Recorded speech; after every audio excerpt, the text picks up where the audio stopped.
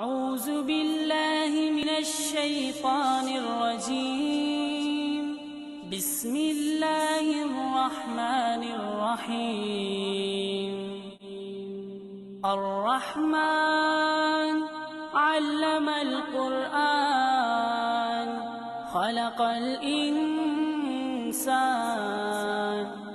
علمه البيان. الشمس والقمر بحسبان والنجم والشجر يسجدان. والسماء رفعها ووضع الميزان ألا تطغوا في الميزان وأقيموا الوزن بالقسط ولا تخسروا الميزان.